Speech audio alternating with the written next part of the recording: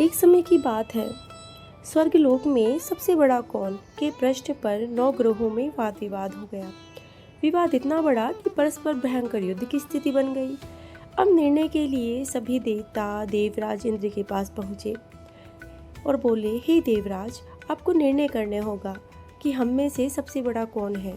देवताओं का प्रश्न सुनकर देवराज इंद्र बड़ी ही उलझन में पड़ गए। इंद्र बोले, मैं इस प्रश्न का उत्तर देने में असमर्थ हूँ। हम सभी पृथ्वीलोक में उज्जैनी नगरी के राजा विक्रमादित्य के पास चलते हैं। अब देवराज इंद्र सहित सभी देवता उज्जैनी नगरी पहुँचे। महल में पहुंचकर जब देवताओं ने उनसे अपना प्रश्न पूछा तो राजा विक्रमादित्य भी कुछ देर के लिए परेशान हो उठे, क्योंकि सभी देवता अपनी अपनी शक्तियों के कारण महान थे। अब हम किसी को छोटा या बड़ा कह देने से उनके क्रोध के प्रकोप से भयंकर हानि पहुंच सकती थी। राजा विक्रमादित्य को एक उपाय सूझा कि उन्होंने विभिन्न धातुओं स्वर्ण, रजत, कांसा, ताम्र, सीसा, रागा, जस्ता, अभ्रक और लोहे के 9 आसन बनवाए। धातुओं के गुणों के अनुसार सभी आसनों को एक दूसरे के पीछे रखवाकर उन्होंने देवताओं को अपने अपने आसन पर बैठने को कहा। देवताओं के बैठने के बाद राजा विक्रमादित्य ने कहा, आपका निर्णय तो स्वयं हो गया। जो सबसे पहले सिंहासन पर विराजमान होगा वही सबसे बड़ा होगा। अब राजा विक्रमादित्य के निर्णय को सुनकर शनि देवता ने सबसे पीछे आसन पर बैठने के कारण अपने को छोटा जानकर क्रोधित होकर कहा, राजा विक्रमादित्य, तुमने मुझे सबसे पीछे बैठाकर मेरा अपमान किया है। तुम मेरी शक्तियों से परिचित नहीं हो। मैं तुम्हारा सर्वनाश कर दूंगा। शनि ने कहा, सूर्य एक राशि पर 1 महीने, चंद्रमा 2.25 दिन, मंगल 1.5 महीने, बुध और शुक्र 1 महीने, बृहस्पति 13 महीने रहते हैं, लेकिन मैं किसी राशि पर 7.5 वर्ष तक रहता हूँ। बड़े बड़े देवताओं को मैंने अपने प्रकोप से पीड़ित किया है। राम को 7.5 के कारण ही वन में जाकर रहना पड़ा और रावण को 7.5 के कारण ही युद्ध में मृत्यु का शिकार बनना पड़ा। राजा, अब तू भी मेरे प्रकोप से नहीं बच सकेगा। इसके बाद अन्य ग्रहों के देवता तो प्रसन्नता के साथ चले गए, परंतु शनिदेव बड़े ही क्रोध के साथ वहां से विदा हुए। राजा विक्रमादित्य पहले की तरह ही न्याय करते रहे। उनके राज्य में सभी स्त्री पुरुष बहुत ही आनंद से जीवन यापन कर रहे थे। कुछ दिन ऐसे ही बीत गए। उधर शनि देवता अपने अपमान को नहीं भूल पा रहे थे। विक्रमादित्य से बदला लेने के लिए एक दिन शनिदेव ने घोड़े के व्यापारी का रूप धारण किया और बहुत से घोड़ों के साथ उज्जैनी नगरी जा पहुंचे। राजा विक्रमादित्य ने राज्य में किसी घोड़े के व्यापारी के आने का समाचार सुना तो वह अपने अश्वपाल को कुछ घोड़े खरीदने के लिए भेज देते हैं। घोड़े बहुत कीमती थे। अश्वपाल ने जब वापस लौटकर इस संबंध में बताया कि राजा विक्रमादित्य ने स्वयं आकर एक सुंदर और शक्तिशाली घोड़े को पसंद कर लिया। घोड़े की चाल देखने के लिए अब राजा उस घोड़े पर सवार हुए और वह घोड़ा बिजली की गति से तेज दौड़ पड़ा।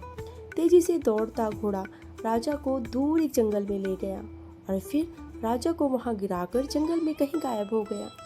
राजा अपने नगर को लौटने के लिए जंगल में भटकने लगा, लेकिन उन्हें कोई लौटने का रास्ता ही नहीं मिला।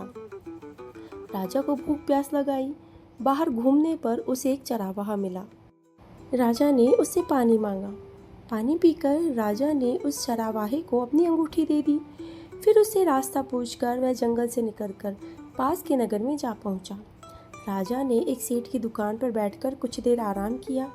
उस सेठ ने राजा से बातचीत की तो राजा ने उसे बताया कि मैं उज्जैनी नगरी से आया हूँ।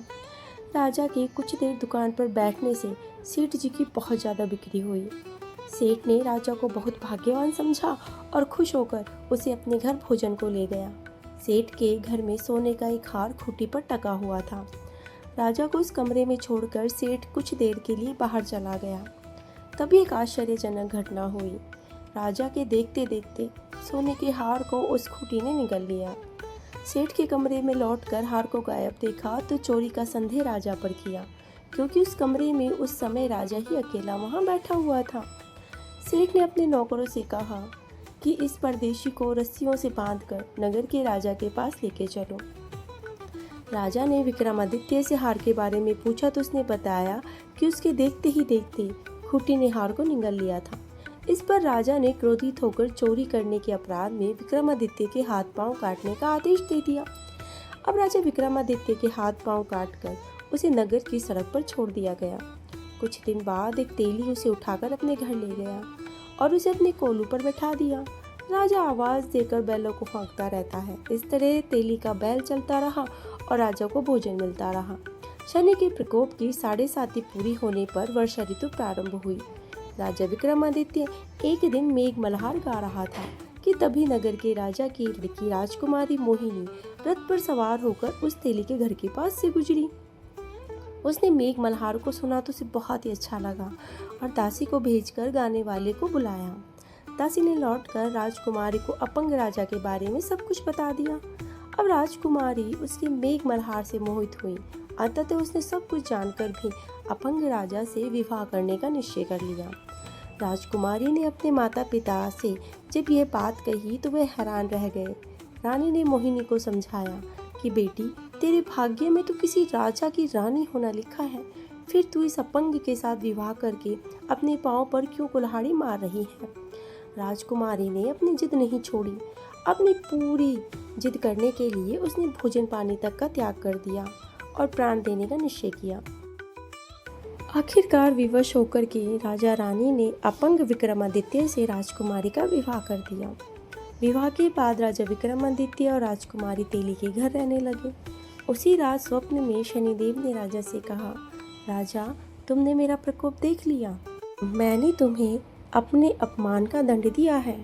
राजा ने शनिदेव से क्षमा करने को कहा और प्रार्थना की कि हे शनिदेव, आपने जितना दुख मुझे दिया है अन्य किसी को ना देना।